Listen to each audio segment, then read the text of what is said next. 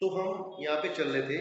This chapter we are going to begin with the football match. हमने football match का एक example लिया था कि only the goalkeeper can touch the ball with his hand.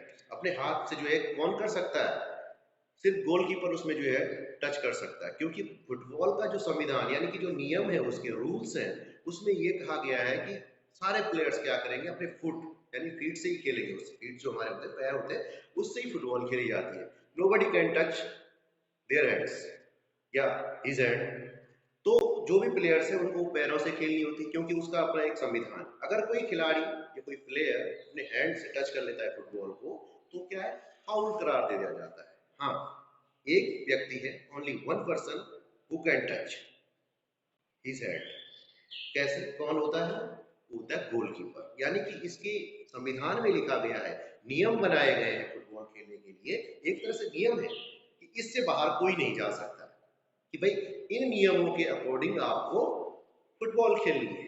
You can play with these rules, otherwise you are not eligible.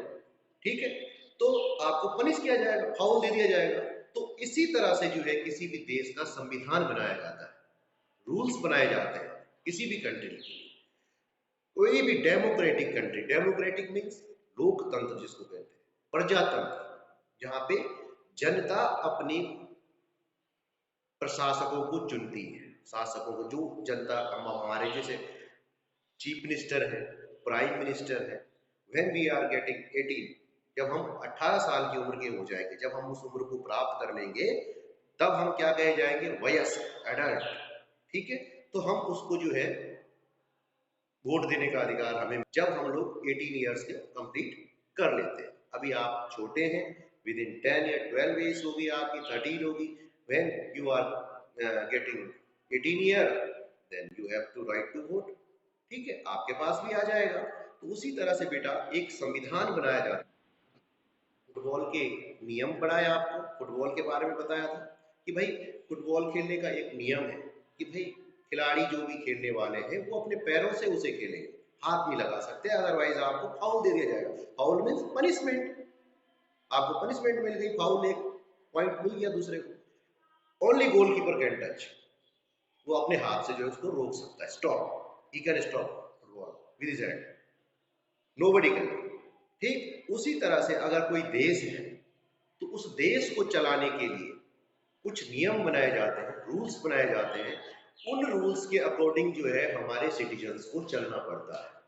तो वही जो rules और रेगुलेशंस होते हैं, उन्हीं को जो है जिस बुक में लिखा जाता है, उसी को जो है हम संविधान कहते हैं। मतलब जो अ रिटन डॉक्यूमेंट, ठीक है, a written document in which the find such rules is called constitution. कोई भी रूल्स जो हमारे देश को चलाने वाले हैं, चाहे हमारे कानून है, चाहे हमारे सरकार कैसे बनेगी, सरकार समझते हैं आप, गवर्नमेंट कैसे बनेगी, स्टेट गवर्नमेंट होगी, सेंट्रल गवर्नमेंट होगी। जो सेंट्रल गवर्नमेंट होगी वो पूरे देश को चलाएगी। फिर एक स्टेट गवर्नमेंट होगी, स्टेट जो अलग अलग स्टेट्स को चलाएंगी एंड सेंट्रल गवर्नमेंट को रिपोर्ट करेंगी। इस तरह के जो प्रावधान है, इस तरह के जो नियम बनाए गए हैं, वो हमारे संविधान में बनाए गए हैं।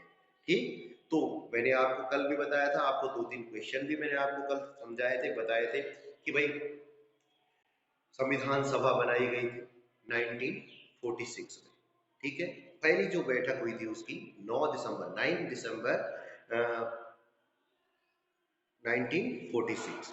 उसके जो प्रेसिडेंट थे कौन थे, डॉक्टर राजेंद्र प्रसाद। ठीक है, तो इसी तरह से जो बेटा दूसरी थी ड्राफ्टिंग कमेटी, यानी कि जो प्रारूप समिति जिसको बोलते हैं, जिसने जो है संविधान का जो एक,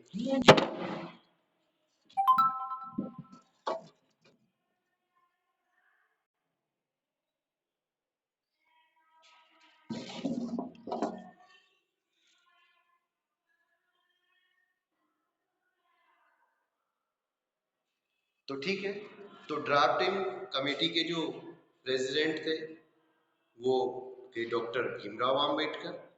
he is the most person who draft our constitution. And अब हमारा जो संविधान था बिल्कुल जो तैयार हुआ था, उसको जो पीरियड उसमें लगा था, उसमें जो समय कितना लगा था, 2 years 11 months एंड 18 डेज। ठीक है बेटा, इसमें जो है 2 वर्ष 11 महीने और 18 दिन का समय हमारे संविधान को बनने में लगा था। ठीक है, ये हमने आपको कल बताया था मैंने। तो इसी के बाद हम बात करते हैं कि संविधान क्या बताता है। व्हाट कॉन्स्टिट्यूशन, क्या होता है, क्या प्रावधान किए गए संविधान में, क्या बताता है हमारा संविधान हमें। कि संविधान जो है, कहने का मतलब है कि ये वो दस्तावेज होता है। मतलब संविधान हमें ये बताता है सरकार का गठन कैसे होगा, हमारे देश की जो मेन पावर्स होंगी वो किन व्यक्तियों के पास होंगी, कौन व्यक्ति जो है हमारे देश का रिप्रेजेंटेटिव होगा, कौन हमारे देश का। ठीक।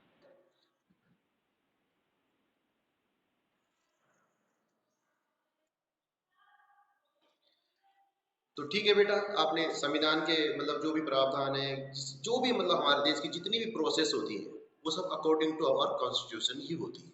यानी कि जो भी हम करते हैं, चाहे हमारा कोई राइट टू एजुकेशन हो, चाहे हमारा राइट टू वोट हो, चाहे राइट टू सिम्युलरिटी हो, कोई भी हमारा स्वतंत्रता का अधिकार है, जो भी हमें राइट मिले हैं, हम जो भी दिए गए हैं वो हमारे संविधान द्वारा ही हमको दिए गए हैं। ठीक है, वो संविधान जो है मतलब ये कहने का मतलब है कि जिन इसके आधार पे जो है किसी भी देश अपनी इच्छा के अनुसार उसके नागरिक जो है उसकी रचना कर सकते हैं, अपने देश को विकसित करने में जो है अपनी भागीदारी निभा सकते हैं। ठीक है बेटा, तो इसलिए जो है संविधान एक नियमों का एक समूह होता है जिसमें जो है देश के सभी लोग अपना देश चलाने की पद्धति रूप में जिसको अपना सकते हैं। यानी कि संविधान जो है नियम और कानूनों का वह संग्रह है जिसका सभी लोग पालन करते हैं और सभी को उसका पालन करना पड़ता है। कोई उसके अगेंस्ट नहीं जा सकता है। अगर हम अपने कानून के अगेंस्ट जाएंगे तो क्या होगा, हमें पनिश कर दिया जाएगा, हमको दंडित किया जाएगा। तो ये हमारा संविधान ही बताता है हमें कि किस तरह से जो है हमें अपना देश में हमें रहना है, क्या करना है, क्या नहीं करना है। ठीक है, तो इसलिए हमारे जो कर्तव्य होते हैं वो भी हमारे संविधान में बताए गए हैं, जो हमारे अधिकार हैं वो भी हमारे संविधान में बताए गए हैं, जो हमारे संविधान में बताया गया है। ठीक है,